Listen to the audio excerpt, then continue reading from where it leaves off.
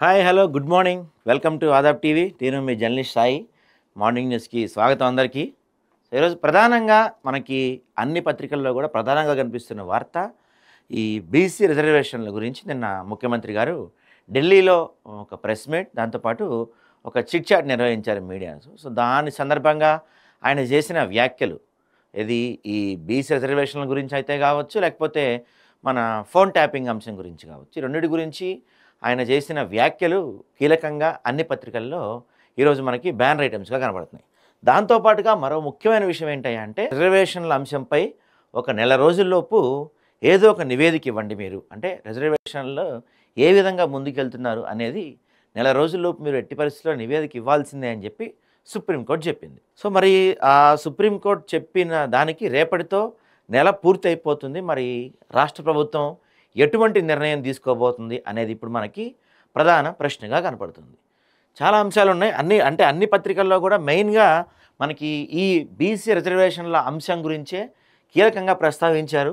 మనకి అన్నిట్లో కూడా దాని గురించే రాశారు. కేంద్రం మెడలు వచ్చైనా సరే ఏం తీసుకొస్తా అని చెప్పి అన్నదానికి ఈనాడు బ్యానర్ తీసుకొచ్చారు. వీళ్ళు కూడా సేమ్ ఇద్దరు ఒకటేలా రాస్తున్నారు ఏందో ఈ మధ్య. కేంద్రం మెడలు వంచాయని తెస్తామని చెప్పి ఆంధ్రజ్యోతి. ఇక దిశలో వచ్చేసి, దిశలో ఇదిగో రేపటితో నెల పూర్తి, 30 రోజుల్లోపు రిజర్వేషన్లు తేల్చాలన్న హైకోర్టు. మరి నేటికి రాని స్పష్టత, 25తో ముగినున్న గడువు, పంచాయతీరాజ్ అధికారులు తర్జన భర్జన, కేంద్రంపై ఒత్తిడి పెంచేందుకు ఇప్పటికే ఢిల్లీకి సీఎం మంత్రులు.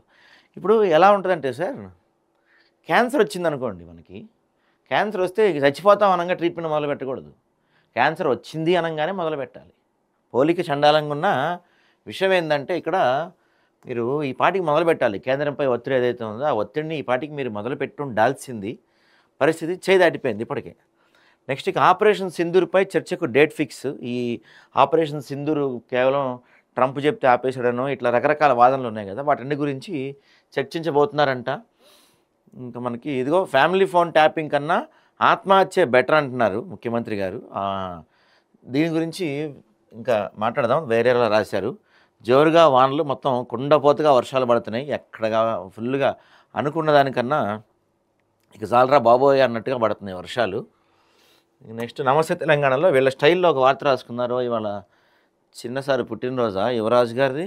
సో ట్యాపింగ్ తప్పు కాదని చెప్పి రేవంత్ రెడ్డి అన్నాడంట. చట్టబద్ధమే, అన్ని ప్రభుత్వాలు చేసేదే. Very good. మరి ప్రైవేట్ ట్యాపింగ్ దొంగల దందా. ఇక్కడ ఇప్పుడు ముఖ్యమంత్రి గారు ట్యాపింగ్ తప్పు కాదు, అందరూ చేసేదే, చెయ్యొచ్చు అని చెప్పి అన్నారని చెప్పి మీరు రాశారు.